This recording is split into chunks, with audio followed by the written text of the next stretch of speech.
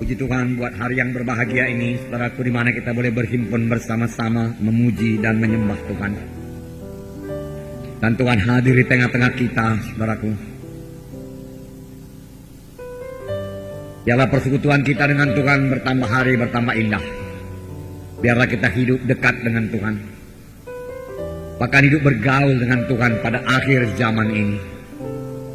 Inilah juga firman Tuhan pada hari ini yang hendak saya sampaikan kepada saudara, yaitu mengenai berjaga-jaga pada akhir zaman. Supaya kita tetap dalam kehendak Tuhan, tetap dalam persekutuan yang indah dengan Tuhan, tetap dalam roh Tuhan. Saudara, itu tertulis di dalam Matius pasal 24, pembacaan Alkitab kita beberapa hari yang lalu. Dan saya ingatkan lagi kepada saudara, supaya kita terus setia membaca skedul pembacaan Alkitab kita. Supaya pada tahun ini kita menyelesaikan seluruh Alkitab. Dan itu akan membawa berkat yang besar bagi kita semuanya. Nasihat untuk berjaga-jaga tertulis dalam Matius pasal 24. Ayat 37 sampai 44. Ayat 37 kita akan membaca bersama-sama, yaitu Matius pasal 24 ayat 37 sampai 44. Bukalah kitab saudara.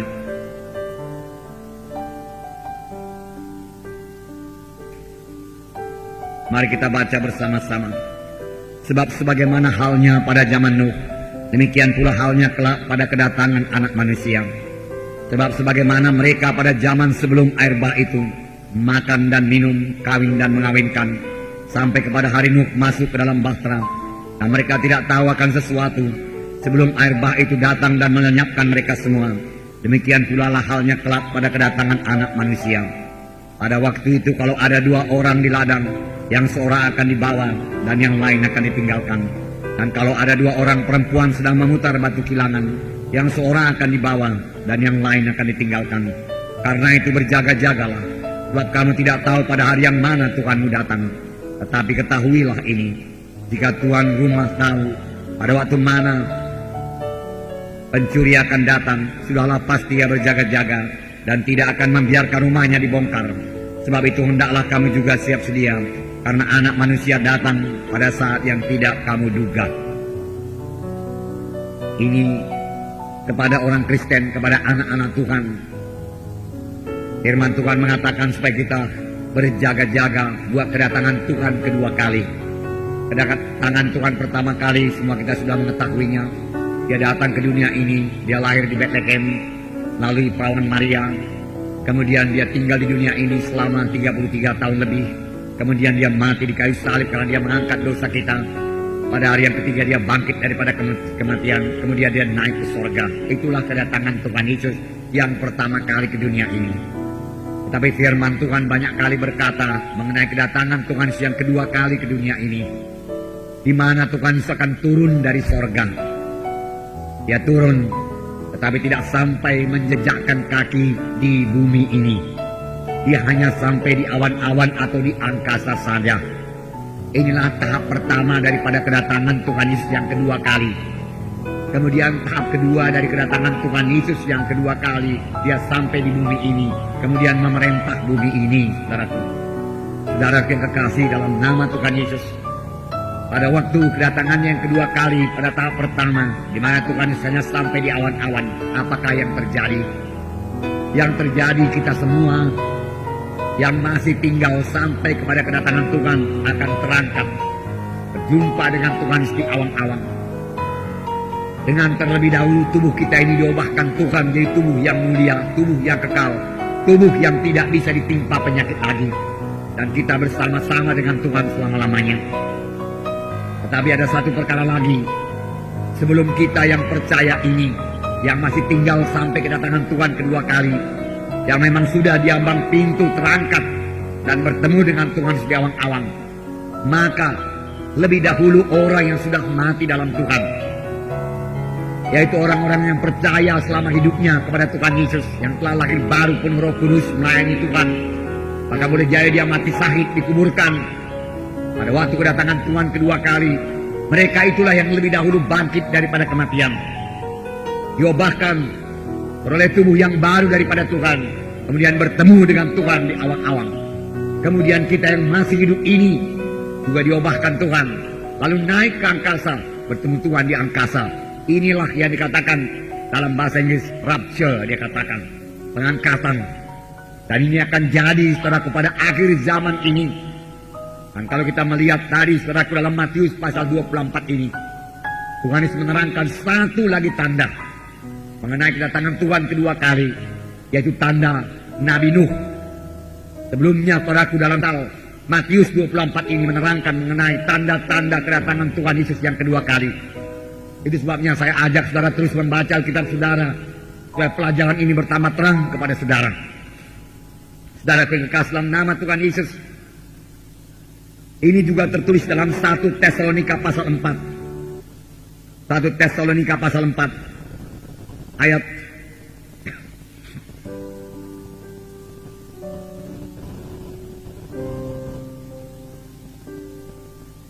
14, saya bacakan pada saudara. 1 Tesalonika pasal 4 ayat 14. Memang ayat ini selalu dibaca pada waktu penguburan, di kuburan. Tetapi saya minta pada hari ini supaya saudara meresapkannya sungguh-sungguh dan minta pertolongan Roh Kudus supaya kita betul-betul mengerti apa maksud ayat ini dan percaya apa yang dikatakan ayat ini. Karena ayat ini menyatakan mengenai kedatangan Tuhan kedua kali, supaya kita betul-betul menantikan kedatangan Tuhan kedua kali dan berjaga-jaga dalam hal tersebut. Ayat 14. Karena jikalau kita percaya bahwa Yesus telah mati dan telah bangkit, maka kita percaya juga bahwa mereka yang telah meninggal dalam Yesus akan dikumpulkan Allah bersama-sama dengan Dia. Ini kami katakan kepadamu dengan firman Tuhan. Kita yang hidup, yang masih tinggal sampai kedatangan Tuhan, sekali-kali tidak akan mendahului mereka yang telah meninggal. Sebab pada waktu tanda diberi, yaitu pada waktu penghulu malaikat berseru dan sangkakala Allah berbunyi, maka Tuhan sendiri akan turun dari sorga, dan mereka yang mati dalam Kristus akan lebih dahulu bangkit. Sesudah itu kita yang hidup, yang masih tinggal, akan diangkat bersama-sama dengan mereka dalam awan, menyongsong Tuhan di angkasa. Demikianlah kita akan selama-lamanya bersama-sama dengan Tuhan. Jelas ayat ini, saudaraku, berkata bahwasanya ada pengangkatan orang percaya, baik yang mati yang hidup yang masih tinggal sampai pada kedatangan Tuhan kedua kali, akan terangkat dan bertemu Tuhan di awang-awang, diubahkan dalam sekejap mata. Tapi yang lebih dahulu bangkit, yaitu orang yang mati di dalam Tuhan. Mereka lebih dahulu bangkit, bertubuh kemuliaan, lalu bertemu dengan Tuhan di awang-awang. Saudaraku yang kekasih dalam nama Yesus, kalau memang Tuhan lambat datang, saudaraku, dan kita semua harus mati, biarlah kita mati dalam Tuhan. Biarlah kita mati setelah kita bekerja sungguh-sungguh buat Tuhan. Setelah kita selesai mengerjakan pelayanan yang ditugaskan Tuhan kepada kita, lalu kita akan mati dengan umur yang panjang, dan kita mati dalam Tuhan. Dan hanya orang yang mati dalam Tuhan yang akan terangkat pada waktu Tuhan Yesus datang kedua kali. Kuburan-kuburan orang yang mati di luar Tuhan tidak akan terbuka.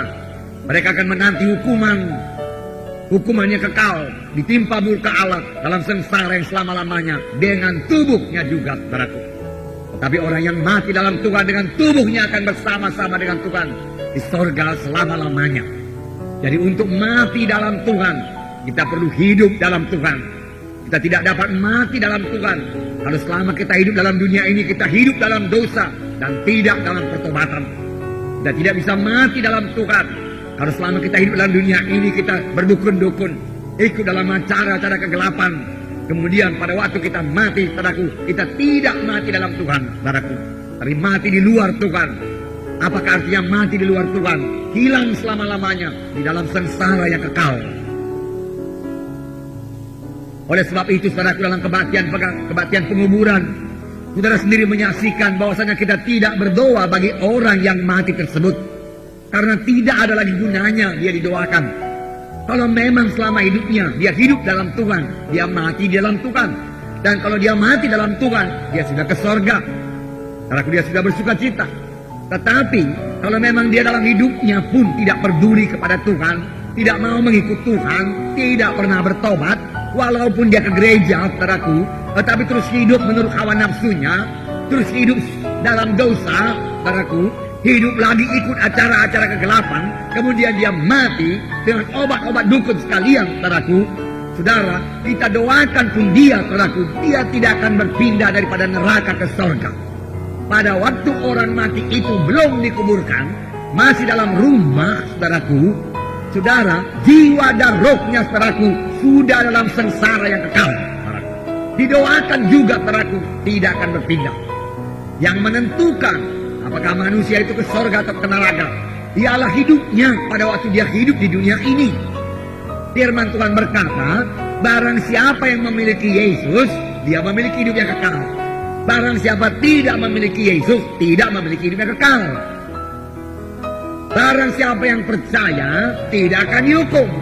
Tapi dalam pengertian percaya ini termasuk pertobatan, yaitu menolak semua dosa.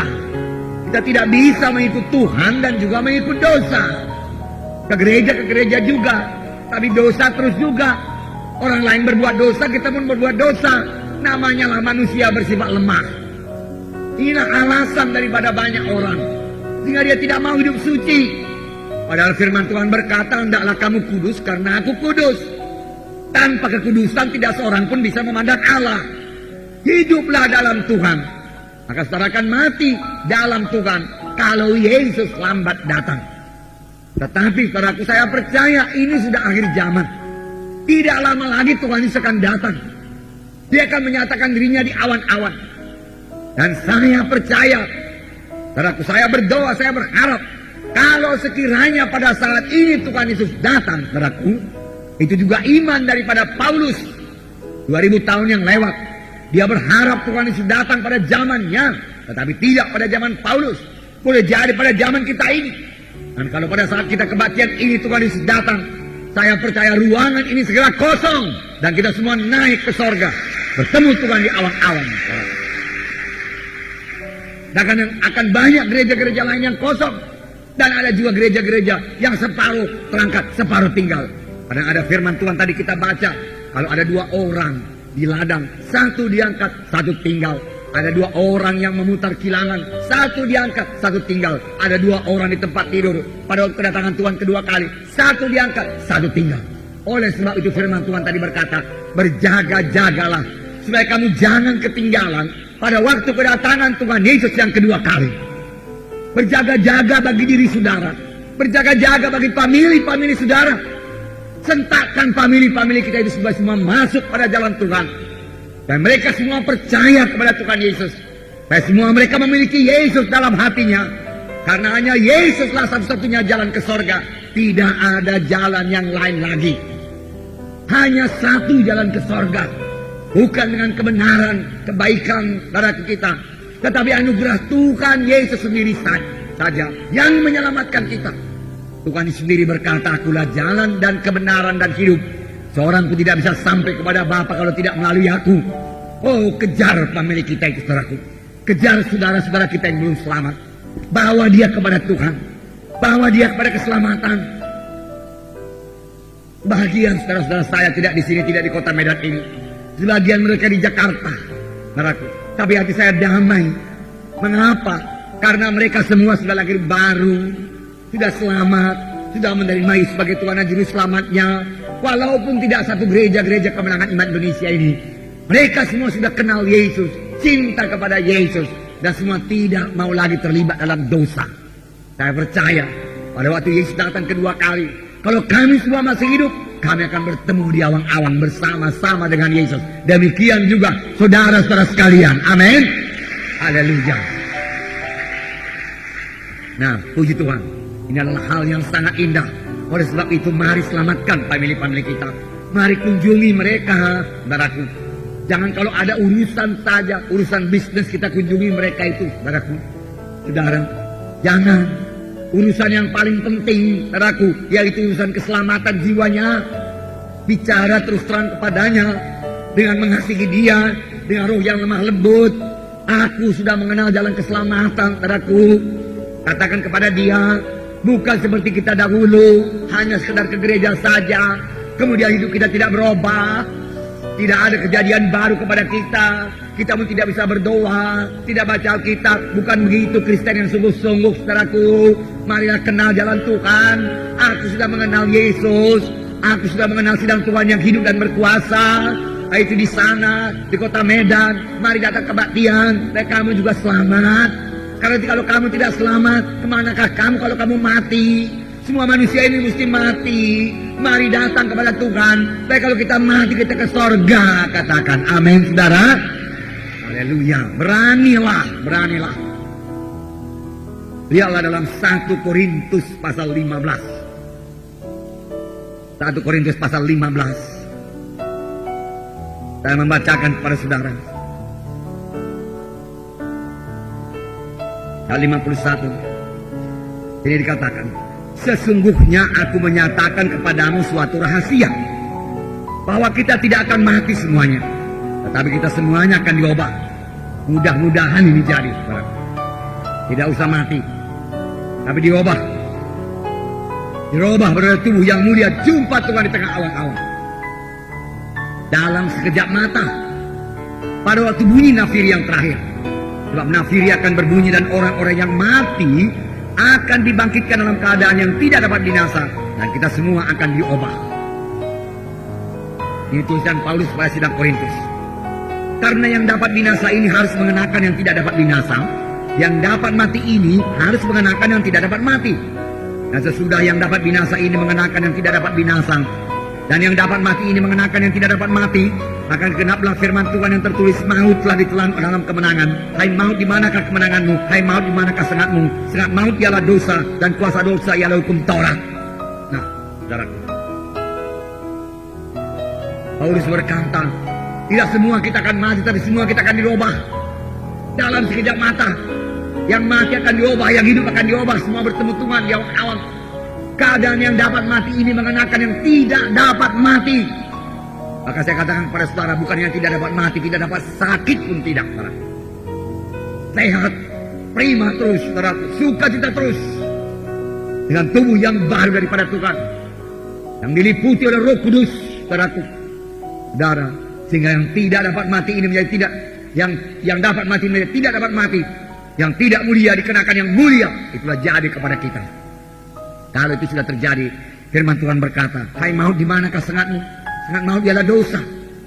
Bahkan sekarang ini saya katakan kepada saudara, maut tidak punya sengat lagi bagi anak-anak Tuhan yang percaya. Puji Tuhan.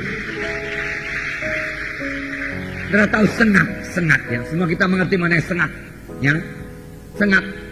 Sebab sengat, maut ialah dosa, dan dosa sudah diangkat dari saudara. Waktu saudara sudah menerima Yesus sebagai Tuhan dan Juru Selamat saudara, maka sengat diangkat daripada saudara. 1 tahun, 1 lembah yang telah diambil saudaraku, sengatnya tidak bahaya lagi. Saudara boleh pegang, saudara taruh di wajah saudara, dia akan jalan-jalan saja, saudaraku, di wajah saudara. Saya pernah melihat seorang anak muda, dia ambil lipan yang besar, kira-kira 10 cm. Dia biarkan menjalar di tubuhnya. Saya mau berteriak, tapi orang lain berkata kepada saya, udah dicabutnya gigi bisanya itu, dia katakan. Jadi nggak bahaya lagi. Giginya yang berbisa sudah dicabut. Tidak ada sengat lagi. Tidak berbahaya lagi. Demikian kematian.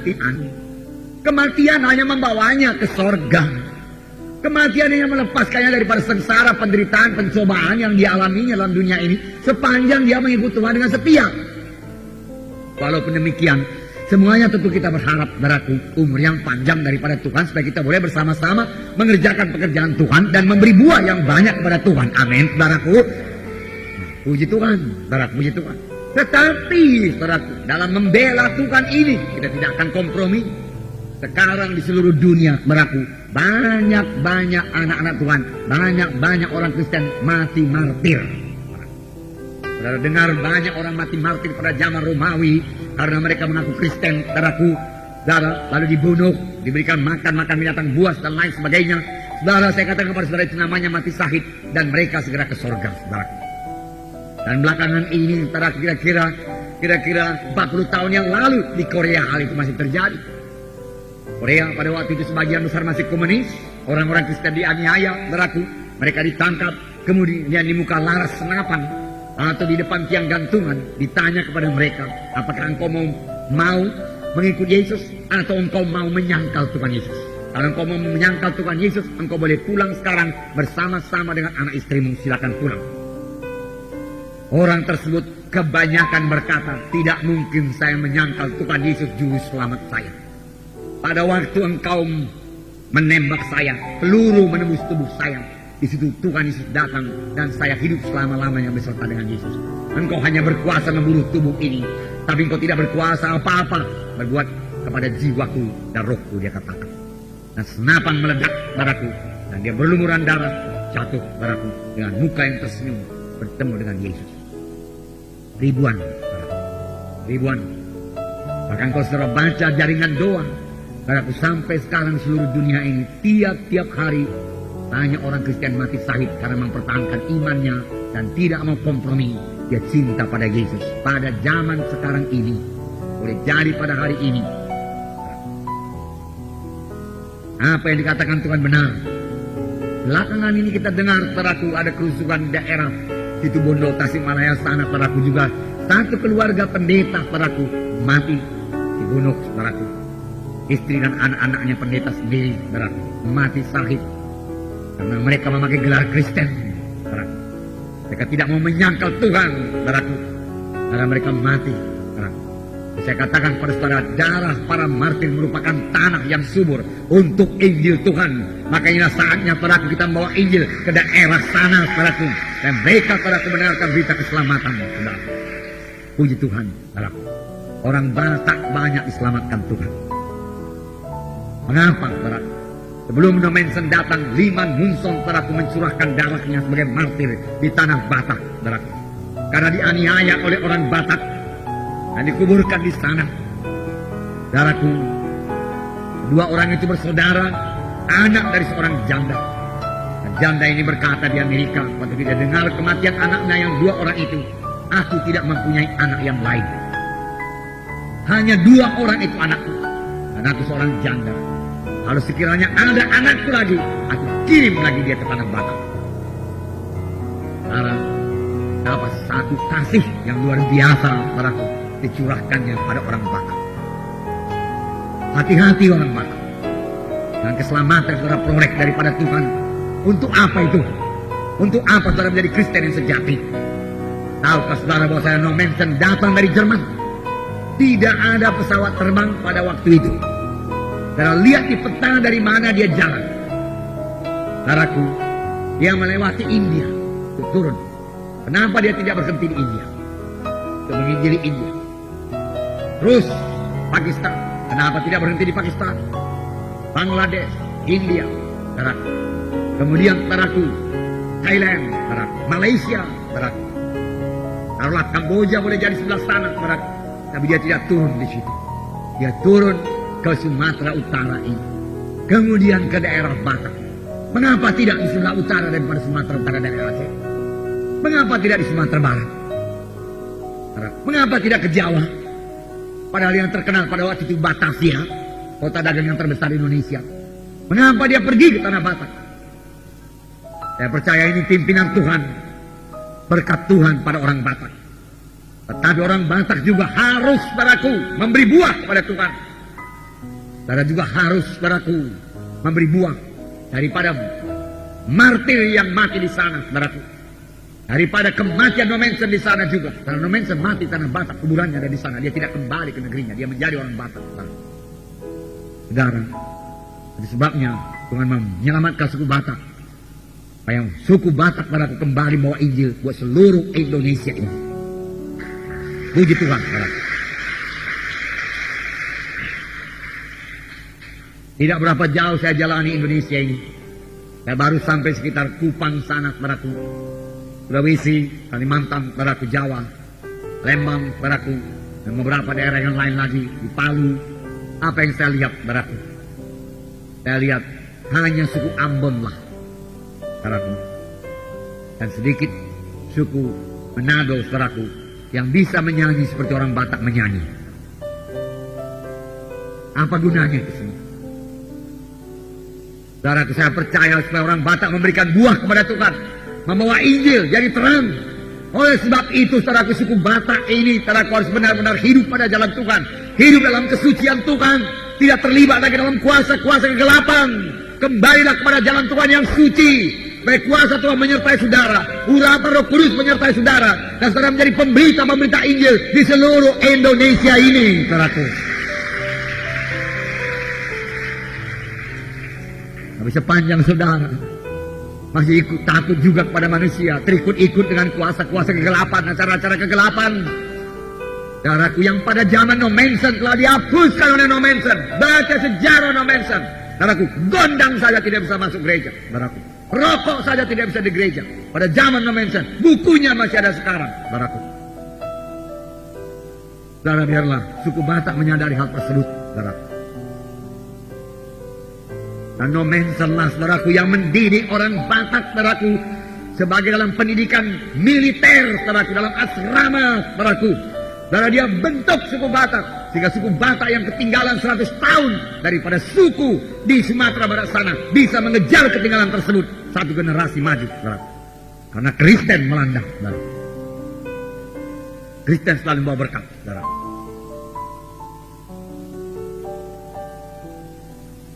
Nah, saudaraku yang kasih dalam nama Yesus, saya tidak heran, saudaraku, banyak suku Batak di sini, saudaraku. Dan saya mau lebih banyak lagi, saudaraku. Karena darah para martir ditumpahkan di tanah Batak sana, saudaraku. Darah yang mahal di hadapan Tuhan. Yang pasti Tuhan berikan hasilnya. Dan siapa tahu masih ada orang Batak yang akan jadi martir, saya tidak tahu. Atau suku Karo yang jadi martir, saya tidak tahu. Namun saya sendiri dalam hati saya, kalau nama Tuhan memanggil saya jadi martir, setelah saya siap sedia. Dan saya tidak akan pernah menyangkal Injil Tuhan. Karena ini akhir zaman, saudaraku, di mana kita harus hidup benar dan tidak kompromi sama sekali. Firman Tuhan, berjaga-jagalah, hidup atau mati saya, saudaraku. Banyak saya hidup dalam Tuhan, saudara. Pada waktu Yesus datang kedua kali, saya akan terangkat itu yang perlu bagi saya dan bagi anak-anak saya, keluarga saya, saudaraku, yang sangat saya kasihi, dan juga saudara-saudara sekalian. Saya minta saudara tetap percaya kepada Tuhan Yesus dan ikut Tuhan sungguh-sungguh sepanjang hidup saudara. Berjaga-jaga menanti kedatangan Tuhan kedua kali, dalam roh dan dalam kebenaran, dalam memberi buah kepada Tuhan, dan tidak terlena oleh dunia ini, tidak terlalai-lalai oleh dunia ini, tidak terikut-ikut oleh dunia ini, tidak dikuasai oleh mamon dunia ini, dikuasai oleh uang dunia ini, tidak menjadi hamba uang, saudaraku, dan menjadi hamba Tuhan, saudara. Itu maksud Tuhan. Saudara yang kasih dalam nama Yesus, saya akan membacakan pada saudara. Nah, tadi dikatakan sebagaimana pada zaman Nuh, demikian terjadi pada waktu kedatangan Tuhan kedua kali. Mari kita lihat keadaan pada zaman Nuh. Bagaimana sebenarnya keadaan pada zaman Nuh? Kejadian pasal 6 ayat 5 mulai saya bacakan. Kejadian pasal 6 ayat 5 saya bacakan. Ketika dilihat Tuhan bahwa kejahatan manusia besar di bumi, dan bahwa segala kecenderungan hatinya selalu membuahkan kejahatan semata-mata, maka menyesallah Tuhan bahwa ia telah menjadikan manusia di bumi, dan hal itu memilukan hatinya. Kejahatan manusia besar dan kecenderungan hatinya jahat semata-mata. Ayat 9. Inilah riwayat Nuh. Nuh adalah seorang yang benar dan tidak bercela di antara orang-orang sejamannya, dan Nuh itu hidup bergaul dengan Allah. Nuh memperanakkan 3 orang laki-laki, Sem, Ham, dan Japet. Adapun bumi itu telah rusak di hadapan Allah dan penuh dengan kekerasan. Allah menilik bumi itu, dan sungguhlah rusak benar. Sudah semua manusia menjalankan hidup yang rusak di bumi. Beginilah keadaan pada akhir zaman, sama seperti keadaan pada zaman Nuh. Perhatikan beberapa poin di sini, saudaraku. Dikatakan pada zaman Nuh, kecenderungan hati manusia ini jahat mata-mata. Pikirannya membuahkan kejahatan. Saudaraku, pikirannya sudah dipenuhi dengan kejahatan. Kejahatan jadi hamba uang. Apa yang kuperbuat saya dapat uang. Nggak peduli dosa, nggak peduli kejahatan. Memenuhi pikiran manusia pada zaman itu. Kemudian di sini dikatakan, adapun bumi penuh dengan kekerasan. Bagaimana keadaan bumi kita sekarang ini? Saudara baca di koran, nggak usah jauh-jauh. Saudara lihat berita-berita di TV. Apakah memang penuh dengan kekerasan? Apakah saudara pernah mendengar di TV pembunuhan di sana sini, pembunuhan sadis, anak-anak juga dibunuh, saudaraku? perkosaan segala macam, saudaraku. Bukankah itu semua kekerasan? Ditambah lagi film-film kekerasan di TV, saudaraku. Film-film peperangan, film-film balas dendam di TV, saudara. Karena memang sudah demikian cara berpikir manusia ini. Dan film yang demikian memuaskan hati manusia tersebut, saudaraku. Bukan hanya memuaskan, tetapi apa yang disodorkan film itu mulai tumbuh dalam hatinya. Oleh sebab itu saya katakan pada minggu yang lalu, hati-hati dengan anak-anak kita. Kita juga. Film-film kekerasan itu akan membawa dampak yang negatif bagi kerohanian kita, bagi pikiran kita, apalagi bagi anak-anak. Seharusnya anak-anak bisa menyembah Tuhan dalam roh, dalam kebenaran. Coba cek anak-anak saudara apakah bisa menyembah Tuhan dalam roh, dalam kebenaran. Karena itu berlaku bukan hanya bagi orang tua, tapi bagi anak-anak juga. Saudaraku, apa kata Musa? Hai Firaun, bala ke-7 sudah datang kepadamu. Kutuk telah menimpa kau 7 kali. Sekarang biarkan kami pergi dengan anak-anak kami untuk membawa persembahan di padang gurun kepada Tuhan kami. Firaun berkata, boleh, pergilah. Tetapi anak-anakmu tinggalkan. Kamu boleh pergi, yang dewasa saja. Musa berkata, tidak. Kalau kami tidak pergi dengan anak-anak kami tidak akan pergi. Dan tulah ke-8 akan datang kepadamu. Dia katakan, Firaun berkata, kalau memang betul-betul Tuhan beserta dengan engkau, barulah engkau bisa membawa anak-anakmu keluar daripada tanah Mesir ini. Luar biasa ucapan Firaun. Banyak orang Kristen gak mengerti. Ini anak-anak. Anak-anak dibiarkan. Tapi Firaun tahu. Orang tuanya biarkan pergi. Orang tuanya tidak pulang kembali. Biarkan. Masih ada anak-anak. Lebih baguslah anak-anak ini tidak ada orang tuanya. Supaya kuajari anak-anak ini ilmu pengetahuan Mesir. Sehingga anak-anak ini menjadi anak-anak Mesir. Lihat betapa jahatnya Firaun. Pergilah engkau. Berikan persembahan pada Tuhan Allahmu. Tapi anak-anakmu tinggalkan di sini. Tapi Musa dalam pimpinan Roh Kudus. Dia mengerti jalan Tuhan. Anak-anak juga beserta dengan kami. Kalau anak-anak tidak beserta dengan kami, lebih baik kami tidak pergi. Firaun berkata, kalau kau mau anak-anakmu pergi, kuasa Tuhan harus dinyatakan. Dan Musa berkata, besok tulah ke-8 datang kemari. Firaun lebih suka tulah ke-8 daripada melepaskan anak-anak untuk beribadah kepada Tuhan. Tapi banyak orang tua tidak memperdulikan ibadah anak-anaknya. Sekarang siapa yang menyesatkan seorang daripada yang kecil ini, lebih baik baginya kalau padanya diberikan batu kilangan dan ditenggelamkan dalam laut. Firman Tuhan berkata, jangan sesatkan iman daripada anak-anak kita yang kecil. Saudaraku, dalam 2 minggu ini saya terbeban sungguh-sungguh kepada anak-anak. Saya melihat tadi sementara anak-anak kebaktian dia Sanudin, saudaraku. Saya berpikir apakah cukup ini firman Tuhan kepada dia? Apakah dia bisa menyembah Tuhan? Dari anak-anak di sini, saudaraku, saya berdoa. Saudaraku, apa diperbuat Tuhan? Supaya anak-anak juga bisa menyembah Engkau dalam roh dan dalam kebenaran. Saya percaya roh Tuhan akan memimpinkan kita dalam hal ini, saudaraku. Selesai nanti baptisan air, saudaraku, kita akan memikirkan untuk mengadakan KKR anak, untuk membangunkan anak-anak. Kemudian KKR remaja-remaja. Kemudian KKR muda-mudi, saudaraku. Supaya semua bangun dan bangkit bersama-sama sebagai bala tentara yang besar. Memuji dan menyembah Tuhan, saudaraku. Mempermuliakan Tuhan. Dan semua sampai kepada maksud dan kehendak Tuhan, saudaraku.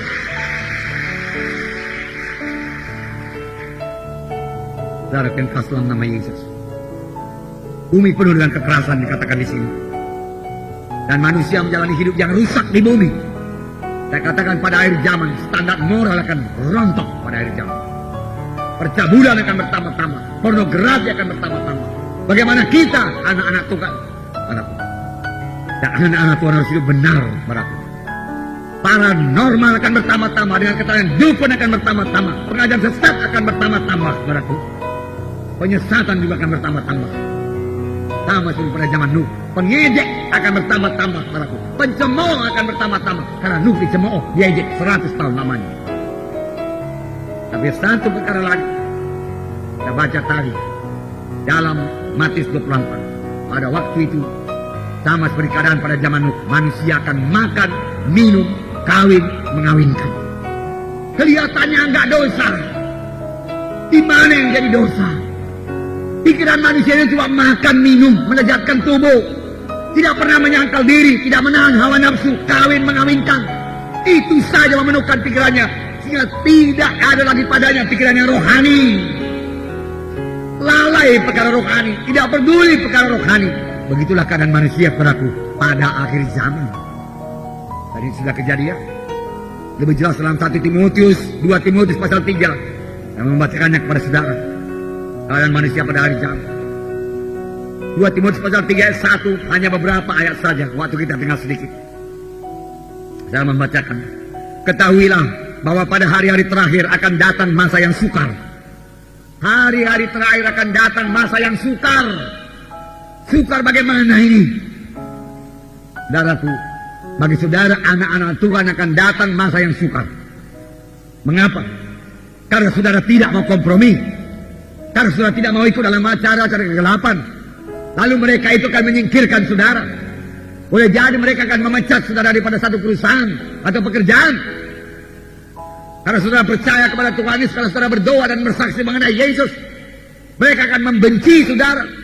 Tapi itu hanya satu aniaya yang kecil, yang memang untuk membangun darah, untuk membangunkan iman saudara, untuk menambah cinta saudara kepada Yesus, untuk menambah kedewasaan rohani saudara. Karena masa-masa yang sukar, manusia akan mencintai dirinya sendiri. Saudaraku, tidak peduli orang lain. Sekarang juga sudah terjadi. Dan menjadi hamba uang. Jangan menjadi hamba uang. Cinta akan uang akar segala kejahatan, firman Tuhan berkata. Bukan uang itu sendiri. Uangnya tidak dosa.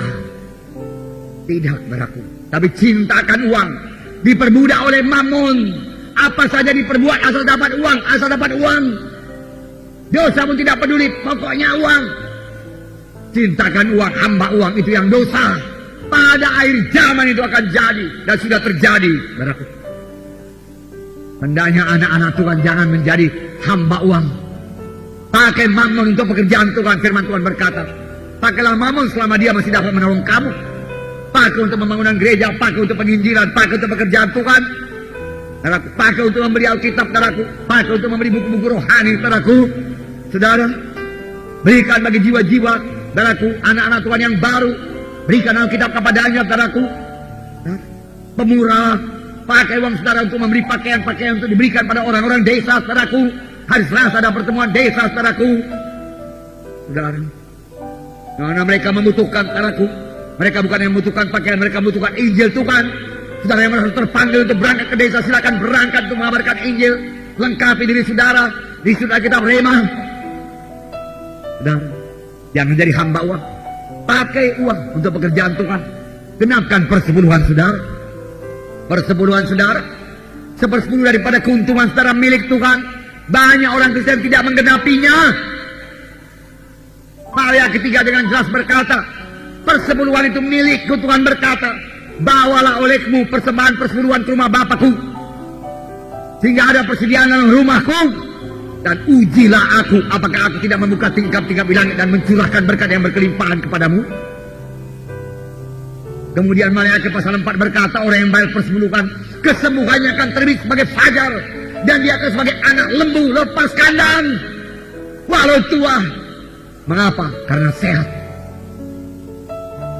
Kutuk kamu datangkan kepadamu karena kamu mencuri uang Tuhan, dia katakan. Apakah yang kami curi?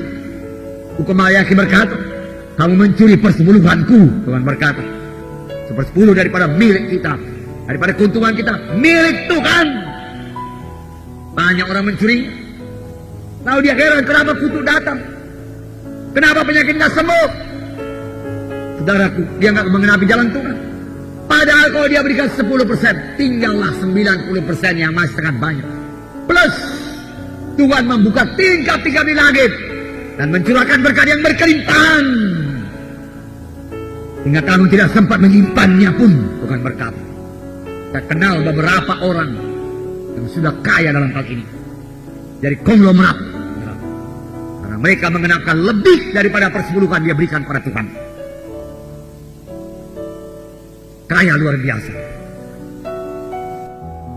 Iya, Lalu penghulu setan ini berkata, bagaimana kita buat? Dia katakan, supaya Injil jangan menyebar lagi. Itulah katanya. Lalu satu daerah berkata, wah, sudah kumusnahkan, sudah kumatikan satu orang penginjil dengan hujan es yang sangat luar biasa, dia mati beku. Tidak jalan misalnya yang demikian, dikatakan. Mati satu, datang 10. Dikatakan, kata pimpinan setan ini. Yang lain lagi berkata, aku adakan keributan di sana, sehingga Injil tidak terima. Sebentar saja itu ditahan, dikatakan. Berdoa orang itu turun Roh Kudus menjadi damai. Injil datang ke sana, dia katakan. Aku berikan sakit itu penginjilnya, dia katakan. Kau bikin sakit, dia berdoa. Tambah lagi imannya, sembuh dia katakan. Sama kuat dia menginjil. Aku curi barang-barangnya, kata setan. Barang-barangnya hilang semua. Mobilnya lenyap semua, dia katakan. Sebentar dia berdoa, dia diberkati Tuhan. Kemudian ada satu setan yang sangat licik. Saya tahu Tuhan itu, dia katakan. Apa ya? Coba sekarang, dia katakan. Saya katakan kepada orang Kristen, kepada penginjil, tidak guna buru-buru. Masih banyak waktu. Tunda dulu, tunggu dulu. Berlambat-lambatan. Dalam pemimpin setan berkata, bagus. Berjalan. Sampai sekarang dia lihat, tunda. Sampai orang mau baptisan pun tunda. Baptisan akan datang. Tak dari siapa dia dapat pendapat demikian.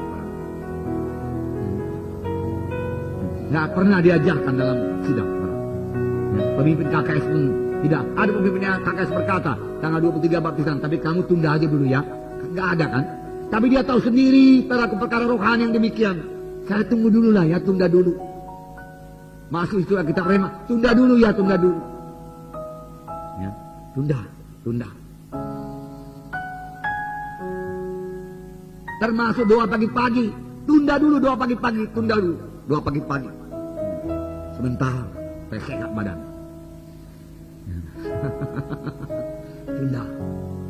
Termasuk pembacaan Alkitab, tunda dulu. Sampai sekarang setan berkata tunda, tunggu. Masih ada waktu, masih banyak waktu. Demikian pemimpin KKN.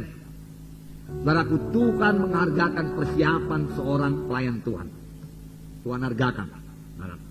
Saya sudah lama melayani. Saya tahu apa artinya mengadakan persiapan dan berangkat tanpa persiapan. Tuhan menghargakan persiapan. Ada orang berkata, semua pimpinan Roh Kudus. Memang semua pimpinan Roh Kudus. Tapi saudara harus bersiap untuk dipimpin Roh Kudus. Dan bersekutu dengan Roh Kudus dalam doa saudara. Amin saudara.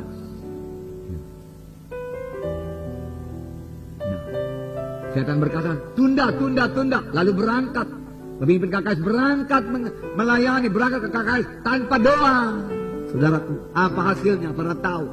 Saudaraku, pelayanan bisa ketawa. Ya, pelayanan bisa ramai. Pelayanan bisa gembira. Tapi hasilnya dangkal. Tidak rohani. Hasil yang rohani hanya bisa dicapai dengan doa dan air mata. 2 tahun lamanya Paulus berkata, aku berdoa dan mencucurkan air mata bagimu.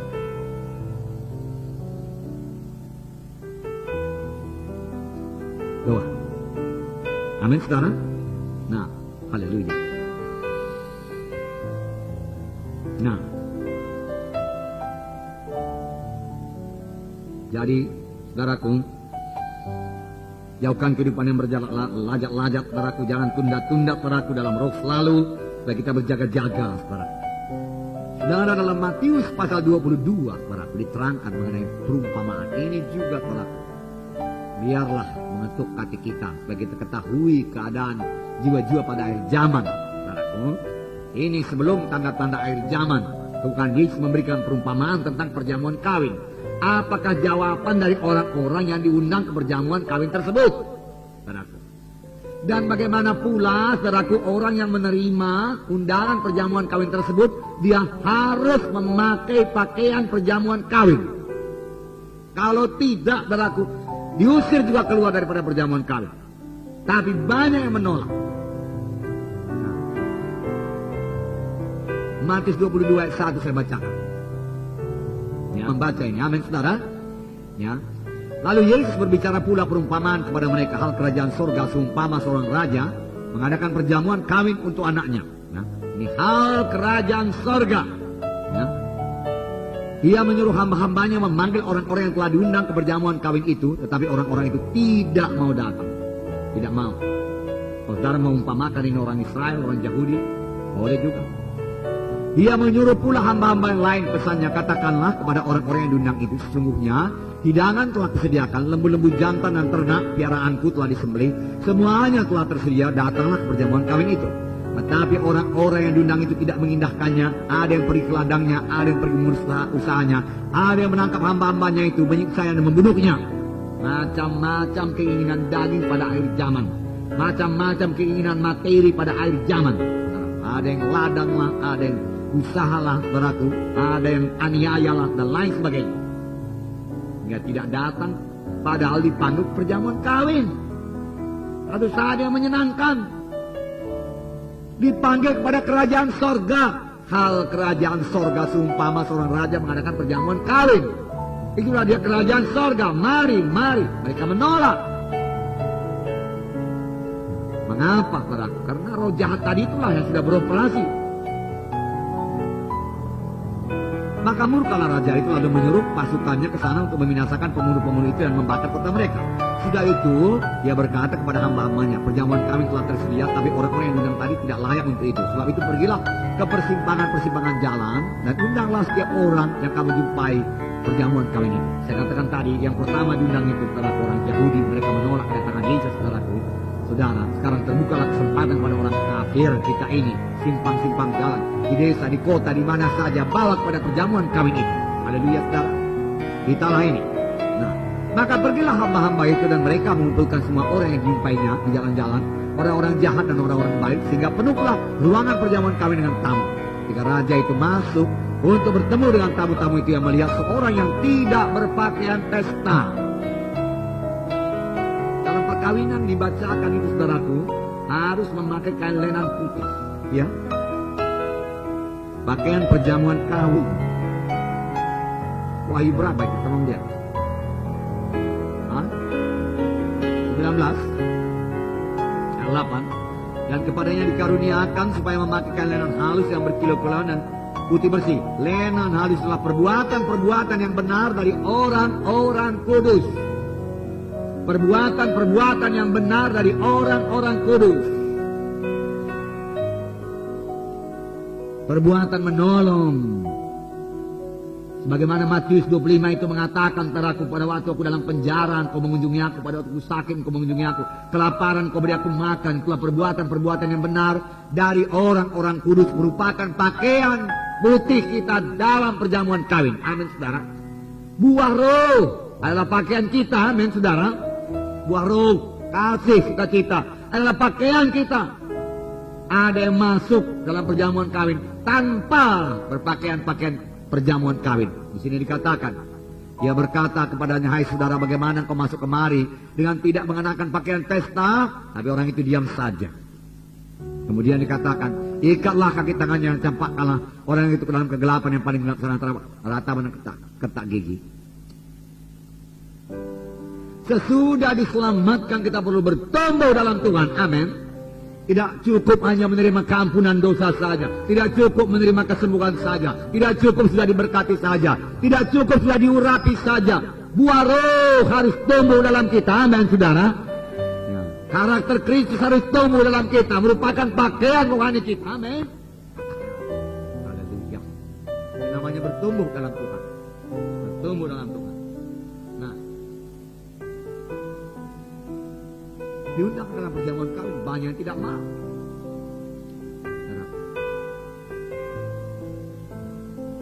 Untuk tetap hidup, berjaga-jaga menantikan kedatangan Tuhan, kita perlu hidup seperti Nuh hidup. Ya. Bagaimanakah Nuh hidup? Ya. Bentar lagi, ini tidak akan selesai pada hari ini. Ya. Nuh hidup benar, tidak bercela, dan hidup bergaul dengan Tuhan. Dia tidak ikut dengan dosa orang-orang pada zamannya, walaupun orang-orang pada zamannya mengajak dia berbuat dosa. Hanya 8 orang bertahan. Ratusan ribu yang lain, boleh jadi jutaan sudah manusia pada waktu itu, saudaraku, hidup berbuat kejahatan, memuaskan hawa nafsu, mengejek, saudaraku, Nuh mengajaknya mabuk-mabukan, mengajaknya berbuat segala perbuatan jahat, amoral, dan lain sebagainya. Tapi Nuh hidup benar, tidak bercela, dan hidup bergaul dengan Tuhan. Saya percaya kekuatannya adalah dalam bergaul dengan Tuhan. Dan bergaul dengan Tuhan, dia bisa menolak semua dosa tersebut. Amin, saudara. Kita juga harus hidup, saudara, bergaul dengan Tuhan. Yohanes 15 berkata, akulah pohon anggur yang benar, kamulah carang-carangnya. Tiap carang yang mau berbuah, tiap carang yang mau bertumbuh, tiap carang yang mau hijau dan segar, harus tetap pada batang anggur. Amin, saudara. Melekat pada batang anggur, tetap pada batang anggur. Dari batang anggurlah mengalir semua jajat kehidupan yang perlu bagi carang itu untuk bertumbuh, yang perlu bagi carang itu untuk berbuah. Dari batanglah mengalir kekuatan rohani, dari batanglah mengalir perahu buah roh, dari batanglah mengalir karunia. Nuh hidup bergaul dengan Tuhan. Jangan puas sudah diberkati Tuhan dengan berkat materi. Jangan puas tanya Tuhan untuk apa ini berkat materi Tuhan. Jangan pula sampai perseturukannya tidak jalan, saudaraku. Ya sudah diberkati Tuhan. Rata-rata kita ini semua sudah diberkati Tuhan. Saya mengaku kita harus bersyukur kepada Tuhan tidak berhenti-henti, saudaraku. Maupun saudara, saudaraku. Ya. Dan saya melihat apa yang kejadian dalam dunia ini, saudaraku. Dan saya melihat apa yang terjadi kepada saudara. Rata-rata kita ini sangatlah diberkati Tuhan, dilindungi Tuhan, saudaraku. Dari mara bahaya, dari kematian, dari penyakit, saudaraku, dilindungi Tuhan kita ini yang maha besar. Dan saya melihat juga bagaimana hidup orang dunia ini, ya, nampaknya keluar daripada perlindungan Tuhan. Mati muda, penyakit lah, kanker lah, inilah tidak bisa disembuhkan, yang anak lah yang sakit jiwa dan lain sebagainya, saudaraku. Ya, kegaduhan, pertengkaran, saudaraku. Saya melihat, saudaraku, dalam sidang kita ini Tuhan memberkati. Puji Tuhan, saudaraku. Tapi itu saja tidak cukup, saudaraku, tidak cukup. Harus sampai kepada maksud Tuhan. Saudara harus berbuah, amin, saudara. Harus berbuah. Kejarlah memberi buah itu. Sudah waktunya. Bukan ada kejar berkat-berkat materi saja. Itu sudah pasti ditambahkan Tuhan pada saudara memberikan buah. Tetapi kalau pikiran saudara melulu pada berkat materi, lalu hilanglah pikiran rohani daripada saudara. Jangan-jangan nanti saudara diajak kematian aku beri bisnis, aku beri selada, aku beri buat dunia dan lain sebagainya. Aku yang semua datang pada perjamuan karma dan lain sebagainya. Itu perumpamaan kepada saudara. Makanya nomor satu dan ketiga Tuhan ini menyenangkan Tuhan ini,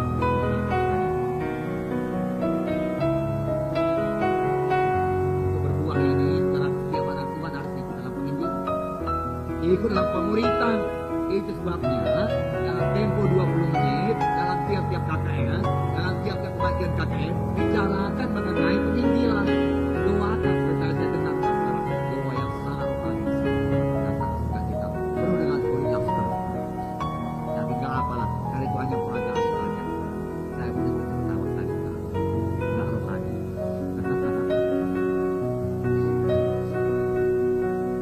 Tetapi saudaraku, dalam doa yang sungguh-sungguh nanti buat jiwa-jiwa yang akan saudara injili, saudara harus berdoa dengan sungguh-sungguh. Doa yang bersungguh-sungguh besar khasiatnya. Doa yang bertalu-talu, doa yang tidak kenal menyerah, pasti dijawab oleh Tuhan. Miliki doa yang kuat, saudara. Miliki. Jadikan semua roh penghalang dalam nama Yesus. Doakan. Doakan pelayanan kita. Nah, ikut dalam penginjilan, ikut dalam pemuritan, saudara. Jangan sibuk dengan urusan-urusan pribadi. Semua kita ini punya urusan pribadi, tapi kita harus memberikan prioritas kepada penginjilan karena Yesus mau datang. Dia kan selalu berkata, kami bicara waktu itu, dia percaya Yesus mau datang. Dan satu perkataannya, saya mau pada waktu Yesus datang, saya lagi keringatan. Dia buat Tuhan. Entahkah di mana saja di penjuru dunia ini, tapi saya lagi bekerja lah. Maunya pada waktu saya datang. Pada waktu Yesus datang, dia kata, kalau saya datang gak apa-apa, saya tidur gak apa-apa.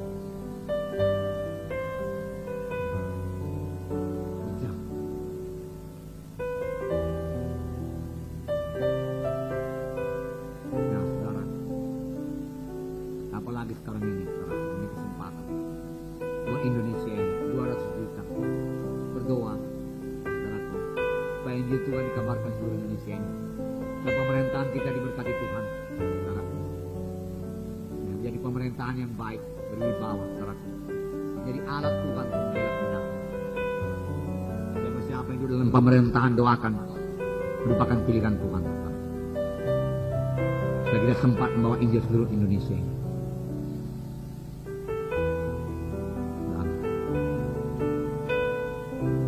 Saya sudah mulai berdoa kepada buat Nias, harap saudara mulai berdoa buat Nias. Mulai berdoa buat Langkat, saudaraku, supaya selesaikan. Tanah Kara supaya selesaikan. Tanah Batak supaya selesaikan. Ini segera akan kita jalankan ini, saudaraku. Berdoa sungguh-sungguh. Di Tuhan, saudaraku.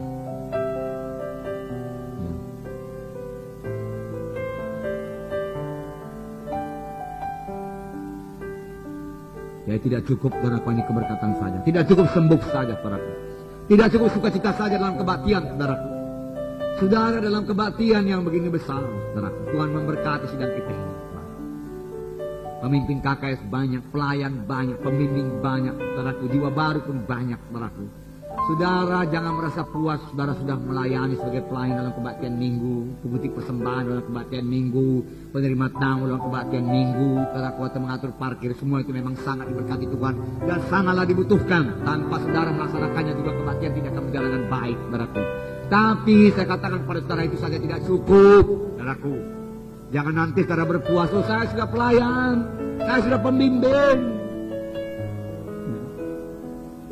saya sudah mengutip persembahan.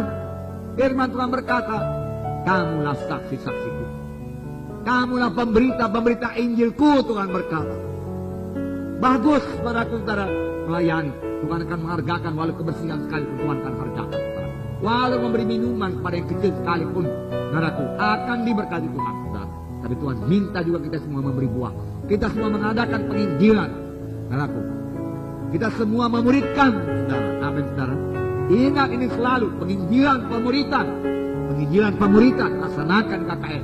Dan beberapa kali saya pikir sudah diadakan peragaan kepada saudara. Bagaimana kita mengadakan penginjilan, bagaimana kita mengadakan pemuritan, saudara.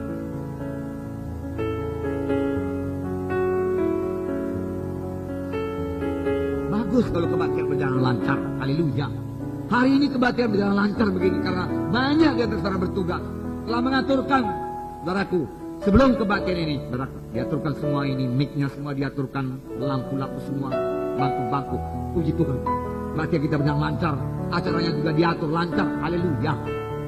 Haleluya, saudaraku. Tapi itu saja tidak cukup. Perintah Lu berkata, pergilah kamu, kamarkan. Dalam hal ini Roh Kudus bersandarlah kepada Roh Kudus. Amin, saudara. Bersandar kepada kuasa Roh Kudus. Bersandar. Tunggulah di Yerusalem sampai kamu dilengkapi dengan kuasa dari Maha Tinggi, firman Tuhan berkata. Dan Roh Kudus memakai saudara. Dengar suara Roh Kudus. Dengar suara Roh Kudus. Dan bersekutu dengan Tuhan. Sebagai cara pada batang anggur. Demikian dua pribadi pada dengan Tuhan. Rapat erat intim. Dia tiap hari. Amin, saudara. Demikian dua pribadi saudara. Dan berdoalah dengan tiada berkeputusan, firman Tuhan berkata. Itulah kekuatan saudara untuk hidup tidak sebagaimana orang dunia yang hidup. Karena orang dunia sekarang ini akan hidup sebagaimana pada zaman Nuh. Namun Nuh hidup benar karena dia bergaul dengan Tuhan. Karena juga boleh hidup benar karena bergaul dengan Tuhan. Jatuh cinta pada Tuhan Yesus. Jatuh cinta, menyenangkan Tuhan Yesus. Puji Tuhan. Firman Tuhan juga harus menetap dalam hati saudara. Makan firman Tuhan tiap-tiap hari. Itu artinya tetap pada batang anggur, saudaraku. Mengalir firman Tuhan dalam hidup saudara. Penggunaan firman Tuhan pada setiap. Yang kedua, saudara. Garis besar tadi saya beritakan pada saudara. Nuh patuh. Yang pertama tadi apa, saudara? Nuh hidup benar.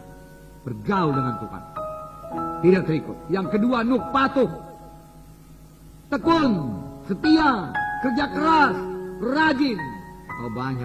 Kalau saudara mau belajar karakter saudaraku, Nuh ini luar biasa. Apakah tugas yang diberikan Tuhan saudaraku kepada Nuh? Tugas yang luar biasa besar. Membangun satu kapal yang pada zaman sekarang ini pun ukurannya termasuk besar. Boleh jadi terbesar. Jarang-jarang kapal pada zaman sekarang ini yang dibuat dengan peralatan modern, komputer, alat-alat berat, keran-keran pengangkat semua saudaraku, alat pemotong baja semua, untuk membangun kapal panjang 300 meter saudaraku, dari sini ke Hermina Hall saudaraku, bukan pekerjaan yang enteng. Lebarnya saudaraku 50 meter saudaraku, dari jalan sini ke jalan itu satu lagi, jalan apa? Bantam apa namanya? Tingginya 30 meter saudaraku, saudara. Rumah bertingkat 3 saudaraku, kira-kira saudaraku 10 meter saudaraku. 3 kali itu tingginya ke atas saudaraku. Dibuat dengan tangan, kampak, parang, saudaraku. Paku pun belum ada. Gala-gala ada, ter, dari alam. Saudara, tapi Nuh patuh. Tugas yang berat itu saudaraku, tugas yang berat. Berapa orang yang kerja? 8 orang. Saudaraku, 8 orang. Berapa rumah dari sini ke Hermina Hall, saudaraku? Berapa rumah? Begitu besar Bahtera itu, karena segala gajah, segala harimau semua masuk. Segala makanannya lagi saudaraku. Harus makanan Bahtera itu. Tapi Nuh patuh dengan tugas yang berat ini. Dia bersandar kepada Tuhan. Sekarang tugas kita menginjili dunia ini, mengabarkan ini ke seluruh dunia. Nampaknya juga dengan kekuatan kita, secara manusiawi tidak mungkin. Tetapi Tuhan telah memberikan Roh Kudus kepada kita, sehingga tugas yang begitu besar bisa kita laksanakan dengan baik. Sama seperti Nuh, saudaraku, memperbuat Bahtera itu, saudaraku. Saya baca kepada saudara, Kejadian pasal berapa tadi? 6. Kejadian pasal 6. Haleluya. Ayat 22, ayat yang terakhir, Kejadian 6, ayat 22. Lalu Nuh melakukan semuanya itu tepat seperti yang diperintahkan Allah kepadanya, demikianlah dilakukannya. Tepat seperti apa saudaraku? Diperintahkan Allah kepadanya, bukan tepat seperti yang dikehendaki oleh Nuh. Kalau Nuh bangun kapal pesiar saudaraku, gak jadilah. Ya, kapal pesiar yang perlu sekarang ini santai, rileks dikatakan. Nanti datang banjir, 8 orangnya kami bangun kapal pesiar panjang 30 meter, bukan 300 meter, 30 meter. Nah, cukup besar. Tenggelam habis. Tidak menurut kehendak Tuhan. Kalau Nuh memakai pikirannya, jalannya sendiri, saudaraku, dia tidak patuh kepada Tuhan. Dari firman Tuhan berkata, lalu Nuh melakukan semuanya itu tepat seperti yang diperintahkan Allah kepada yang tepat, seperti yang diperintahkan Allah kepadanya. Alangkah bahagianya kita ini saudaraku. Alangkah berhasilnya kita ini kalau kita selalu berusaha sungguh-sungguh melakukan segala sesuatu seturut dengan apa yang diperintahkan Tuhan kepada kita, bukan seturut dengan kehendak kita atau pendapat kita atau jalan kita. Karena firman Tuhan berkata, jalanku bukan jalanmu, pikiranku bukan pikiranmu. Tapi bagaimana jauhnya langit daripada bumi, demikian bedanya pikiranku dan pikiranmu, jalanku dengan jalanmu. Nuh patuh. Ia percaya penuh apa yang dikatakan Tuhan. Tuhan berkata ada air bah, pasti ada air bah. Memusnahkan semua manusia, dia percaya. Biar kita juga percaya penuh, Tuhan pasti datang kedua kali. Amin saudaraku. Ya.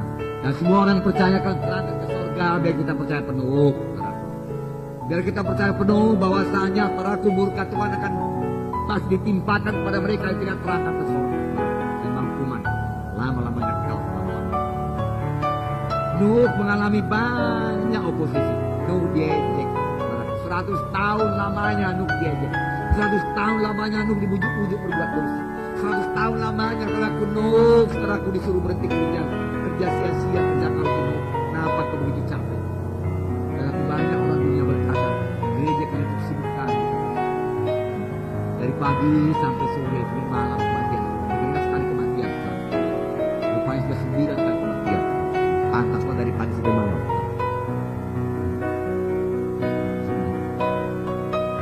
Baru hanya beberapa hari saja, beberapa minggu sebenarnya. Tapi Nuh 100 tahun. Nuh tidak mundur. Nuh tidak bermalas-malas 100 tahun. Nuh rajin 100 tahun.